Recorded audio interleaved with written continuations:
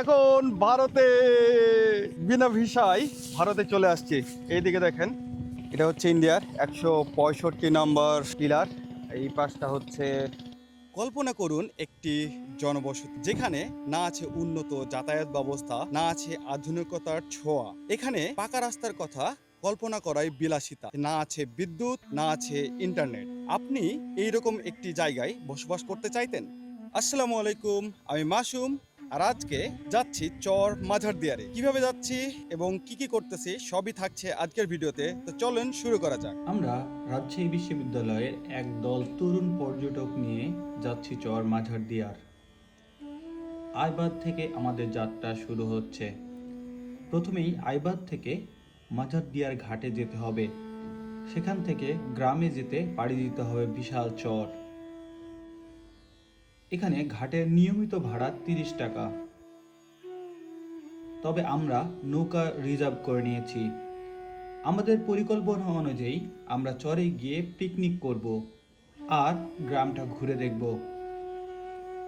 15 থেকে 20 মিনিটে আমরা ঘাটে এসে পৌঁছালাম। এখান থেকে আমাদের অন্য গাড়িতে যেতে হবে। ঘাটে নামতেই একদল বাইক রাইডার ভিড় জমায় আমাদের নিয়ে যাওয়ার জন্য। তবে আমরা বাইকে যাব না, আমরা যাব জমশেদ ভাইয়ের ট্রলিতে করে।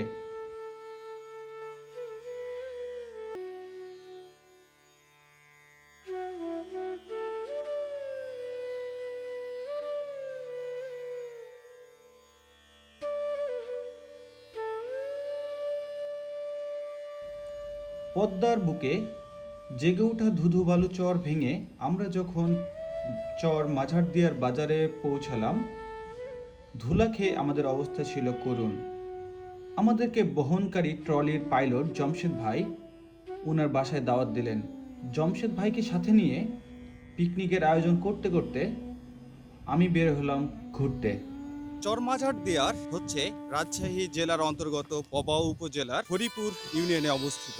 আর এই জায়গার জীবন চলে পুরোটাই কৃষি নির্ভর। এখানে মানুষজন ফসল ফলায় এবং বিভিন্ন গবাদি পশু পাখি পালন করে তাদের জীবন যাপন করে। তো চলেন আজকে আমরা ঘুরে এই পুরো চরের জীবনটা দেখি।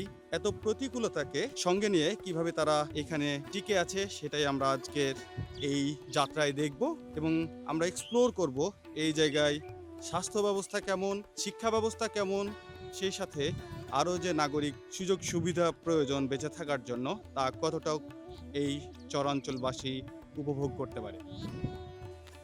তোমার নাম কি? সাইফ। তো সাইফ আজকে আমাদেরকে এই চর মাঝারদিয়ারটা ঘুরে দেখাবে। তুমি কোন ক্লাসে পড়ো? 7। তোমার ভাই বোন আছে? হ্যাঁ, কয়জন? আমার 3 ভাই। 3 ভাই। তুমি কত নাম্বার? 2। 2 নাম্বার। এইটা হচ্ছে চর মাঝারদিয়ার বাজার। এখানে নিত্য প্রয়োজনীয় সব কিছু নিয়ে সপ্তাহে 2 দিন হাট বসে, একবার শুক্রবার এবং আরেকবার মঙ্গলবারে।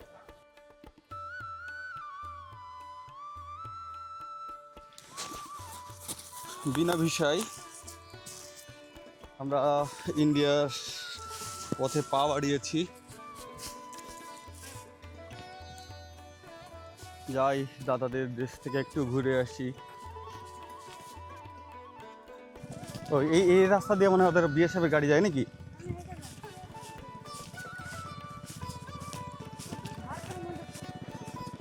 এই পাশটা ভারত, এই পাশ ভারত নাকি?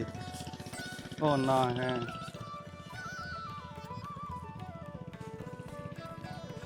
এখন ভারতে বিনা ভিসায় ভারতে চলে আসছি। এইদিকে দেখেন, এটা হচ্ছে ইন্ডিয়ার 165 নম্বর পিলার। এই পাশটা হচ্ছে, এইটা হচ্ছে বাংলাদেশ, আর এই পাশে হচ্ছে ভারত। তার মানে আমি এখন ভারতে অবস্থান করছি। এটা বিনা পাসপোর্ট, বিনা ভিসায় ভারত ভ্রমণ। এই যে সরিষা ক্ষেতগুলো দেখতেছেন, এই সরিষা ক্ষেতটা ইন্ডিয়ার মধ্যে। আর বাংলাদেশের এই পাশটা পুরোটা অলরেডি চাষাবাদ শেষ, সব শস্য তুলে ফেলছে। তবে ইন্ডিয়ার এই পাশটাতে এখনও সরিষা তুলে নাই। তো বেশ মজাদার লাগতেছে, জোশ লাগতেছে। ইন্ডিয়া আসতে পেরে। এরিয়ে আমার ইন্ডিয়াতে 3বার হইলো, একবার বৈধভাবে আর 2বার এইভাবে জাস্ট বর্ডার ক্রস করছে। বেশিক্ষণ এখানে থাকা আসলে ঠিক হবে না, কারণ যে কোনো সময় বিএসএ বাইসা ঝামেলা করতে পারে। আপনার এই জায়গাতে সবচেয়ে মানে কষ্টটা কিসে হয় আপনাদের এই চর মাজার দিয়ারে বসবাস করতে? বসবাস করতে বলতে যে নদী পারাপারলেই কষ্ট এটুকুই। রাস্তাঘাটের রাস্তাঘাট, অভাবের কারণে। অভাবের কারণে একটু পারাপারে আমার একটু অসুবিধা হয়, কষ্ট করে হলে করতে হয়, যেহেতু এলাকাতে বাস করতে হবে। আপনার এই এলাকায় সবচেয়ে মানে বেশি কাজ কি হয়? কৃষি। হ্যাঁ, কৃষিকাজটা বেশি কৃষিতে হয়। কি কি চাষ করেন? ওই যে টমেটো, মরিচ, পেঁয়াজ, রসুন, এটা সব করাই করা হয়। সবচেয়ে বেশি লাভজনক কোনটা? লাভজনক বলতে গেলে এটাই করে বেশি, টমেটোটাই বেশি করে। টমেটো তো সবচেয়ে বেশি লাভ হ্যাঁ, হয়। আর এই এই যে কারণে। গরু ছাগল যে হুম, পালন করেন, হুম। এগুলোর কি এগুলো লাভ হয়। ন্যায্য মূল্য পান? হ্যাঁ, এগুলো পাই। এগুলো বিক্রি করেন কোথায়? ওই যে সিটি হাট। সিটি হাটে নিয়ে যেতে হয়। হ্যাঁ। তো নিয়ে যাওয়াও তো বেশ কষ্টের নাকি? হ্যাঁ, কষ্ট এখান থেকে আসে, ধরেন পার্টি আছে, হ্যাঁ। ব্যাপারী আছে, ওহারকে বেচে দেয়, কেউ নিয়ে যে হাটে বেচে আসে। তো ধরেন যদি রাস্তাটা খুব ভালো হতো তাহলে মনে হয় আপনাদের আরো বেশি এই মালামালগুলো সঠিক মূল্য পাইতেন হ্যাঁ, নাকি? ওই কারণ নদী পাড়া। কষ্ট মানে খরচ কম হতো, হুম। নিয়ে যাওয়া তো নিয়ে আসা বেশ কষ্ট না? এখান থেকে মনে করেন যে কি পাড় দিয়ে জমি থেকে ধরলেন টমেটো তুলিয়ে গাড়ি খরচ, ঘাটেল খরচ, মাঝি খরচ, আবার ওই পাড়ে ধরলেন গাড়ি খরচ, দেবে তো আড়াতে যে পৌঁছায়। যে পৌঁছাতে পৌঁছাতে দেখা যাচ্ছে মেলা টাকাই খরচ হয়ে হ্যাঁ, যায়। একটা ধরলেন মনে করেন 100 কেজি মাল পৌঁছাতে মানে 500 টাকা খরচ হয়। আপনার এইটা যদি রাস্তা হতো তাহলে 100 টাকাতে না, দেখা 100 যাচ্ছে টাকা, পৌঁছে যেত। 200 টাকা ভাড়া দিলেই 20 মণ মাল আমার আড়তে পৌঁছে যেত। এই একবিংশ শতাব্দীতে দাঁড়িয়ে বিষয়টি হয়তো অস্বাভাবিক মনে হতে পারে, তবুও এই দুর্গম চরে প্রায় 50 থেকে 60 বছর ধরে মানুষ বসবাস করছে। এখানে গড়ে উঠেছে প্রায় 12,000 মানুষের একটি বসতি। একসময় ছিল বহমান পদ্মা, নদীর ভাঙা গড়ার খেলায় গড়ে উঠেছে এই চরটি। কালের বিবর্তনে এই চর রূপ নিয়েছে একটি জনবসতিতে। আশ্চর্যের বিষয় হলো এই চরের জমিতে সত্যি সোনা ফলে। ধান, গম, টমেটো, ডাল, ছোলা, সরিষা ইত্যাদি নানা ধরনের ফসল এখানে ফলে। ফসলের মৌসুমে চারপাশ রঙিন হয়ে ওঠে, জমা হয় হাজারো গল্প। কিন্তু গল্পের এখানেই শেষ না। প্রাকৃতিক সৌন্দর্যে অতুলনীয় হলেও এই সৌন্দর্যের আড়ালে রয়েছে এক কঠিন বাস্তবতা। শহরের সাথে যোগাযোগের ক্ষেত্রে নৌপথই একমাত্র ভরসা। নদী বেষ্টিত এই চরাঞ্চল ফসল বিক্রি করাটাই হয়ে দাঁড়ায় সবচেয়ে বড় সংগ্রাম। চর মাঝারদিয়ারের মানুষের কাছে ফসল ফলানোর চাইতে বড় চ্যালেঞ্জ হচ্ছে এই ফসল শহরে পৌঁছানো। দিনের পর দিন ঘাম ঝরিয়ে কাজ করে দিন শেষে লোকসান গুনতে হয়। তারপরেও কি মানুষ হাল ছাড়ে? না, বেঁচে থাকার জন্য তারা আবার ফসল ফলায়, আশায় থাকে হয়তো এইবার কিছুটা লাভ হবে। কিন্তু ফসল খুব ভালো হলেও যে ন্যায্য মূল্য পাওয়া যাবে তার নিশ্চয়তা কই। অনেক সময় দেখা যায় প্রতি কেজি ফসলের দাম যতটা পাওয়া যায় তার চেয়ে বেশি খরচ হয়ে যায় পণ্য পরিবহনে। নদী থাকা সত্ত্বেও সেচের জন্য নেই কোনো স্থায়ী ব্যবস্থা। ফসলের মৌসুমে এই পানি সংকট উৎপাদন ব্যাহত করে। এখানকার প্রধান যানবাহন ট্রাক্টর, মহিষের গাড়ি আর মোটরসাইকেল। কিন্তু বাস্তবতা হলো এখানে এই যানবাহনও সবসময় পাওয়া যায় না।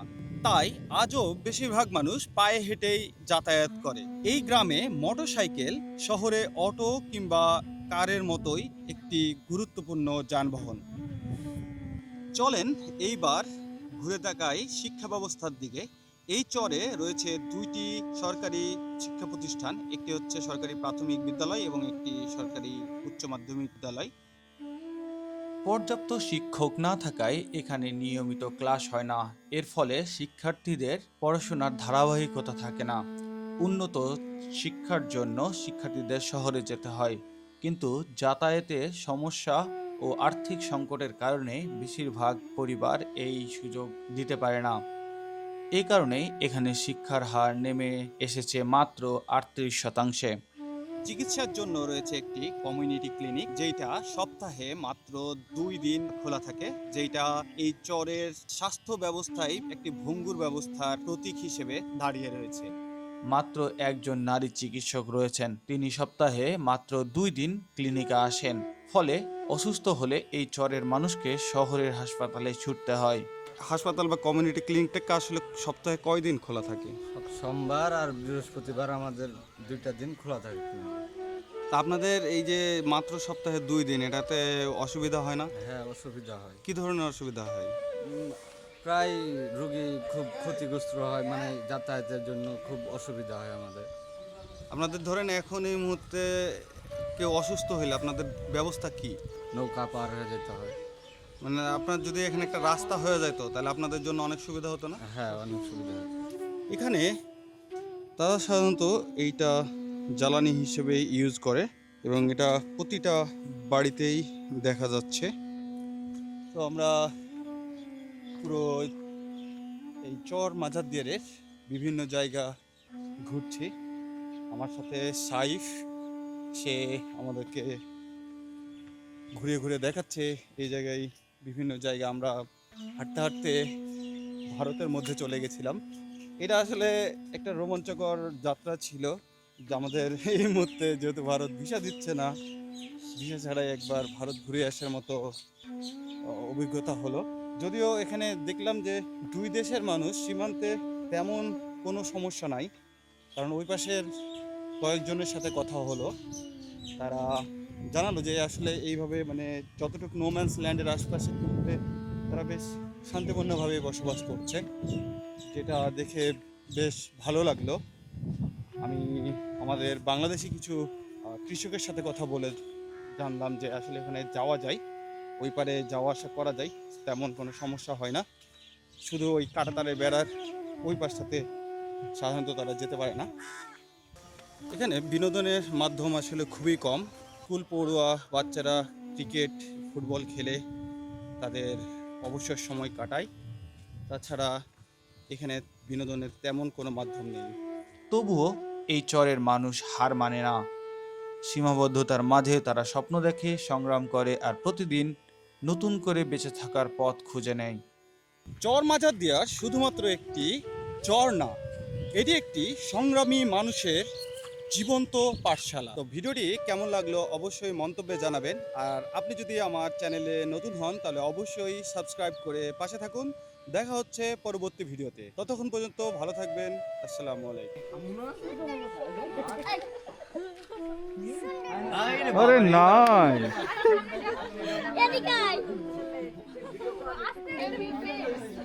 Oh no no no no no no no. And Bobby, you can give this one because this one have a coat. Yeah.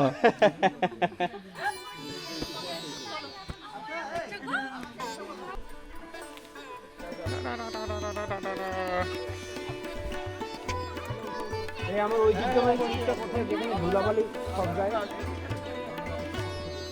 Wooden wooden wooden তাড়াতাড়ি উডেন।